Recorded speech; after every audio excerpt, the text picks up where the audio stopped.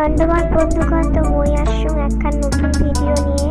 তো দেখি হচ্ছেন গ্যাসের উপরে আম বসাইছো, কারণ 8 তারিখ 8ই মে মা দিবস ছিল। তো মই ভাবলাম মা কিছু করে খাওয়ান, তো মোর শরীরটা ভালো ছিল না, সেজন্য অন্য কিছু করে পান নাই। তো মই কোনোদিনও আম পোড়া শরবত বানান নাই। তো ভাবলো যে ফার্স্ট টাইম ট্রাই করুন, দেখুন কেমন হয়। দেখি হচ্ছেন আমের একটা পাশ হয়ে গেছে পোড়া, আর একটা পাশ সবাদ হচ্ছে, জানুন না কেমন হবে।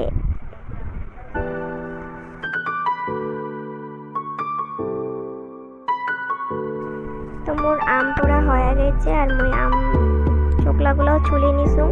তাহলে মই এটার উপরে পরিমাণ মতো যতটা মোর মনে হয় অতটা জল ঢালে নিবা হচ্ছ। তো মোর আম পোড়াটা অতটা ভাল হয় নাই মনে হয়, আমটা খালি শক্ত শক্ত ছিল, হয়তো আর খালি ঘুরলে হয়, মানে হয়তো বুঝি যাবা হচ্ছে না, কিন্তু কোনো পোড়ং নাই, সেহেতু মোর মনে হয় আর খালি পোড়া খাইলে হয়। কিন্তু কি আর করা যাবে, অমনি করা খাবে আর কি। তো বিচিটা আমি বিট করে নিলাম, আর এটা গেলা ভালো করে মাখি।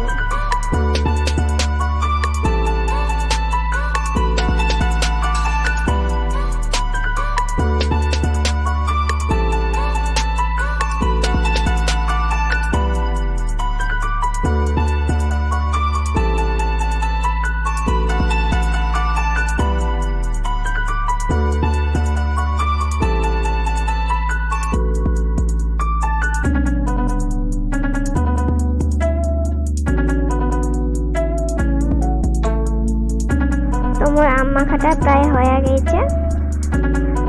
তোমার বিট লবণ, চিনি, এটা যেন গুঁড়া জিরা আছে, এই লবণ দিয়ে এটা মিক্স করি। এটা আমার মাখা হয়ে গেছে।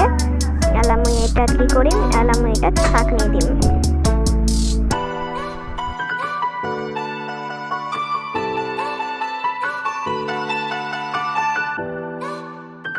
তো মই শরবতটা ছাঁকে নিছুম, এলা সব কিছু আমি অ্যাড করি এতে।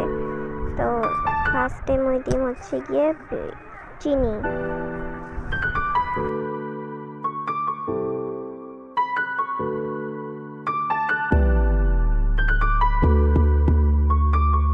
তারপরে দিম খানিক বিট লবণ, যেহেতু মই এমনি লবণ দিম, তো বিট লবণ মই অল্প খানিক দিম খানিক টেস্টের জন্য।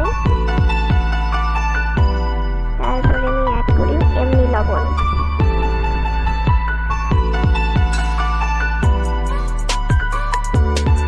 এখন এটা ভালো করে ঘটলে করছো, সব কিছু যাতে মিশে যায় সেখানে ভালো করে ঘটলে করছো। ঘটলা শেষ, সব কিছু ভালো করে মিশে গেছে। দেখো কোনো চিনি টিনি কিছু নাই, সব মিশে গেছে। এলাম ওইখানে রেখে উপরে খানিক অল্প জিরার গুঁড়া মিশে দিচ্ছ।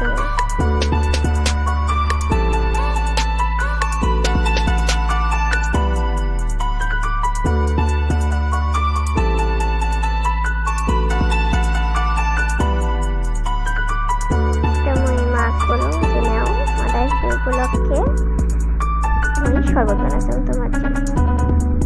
মাদার্স ডে মা।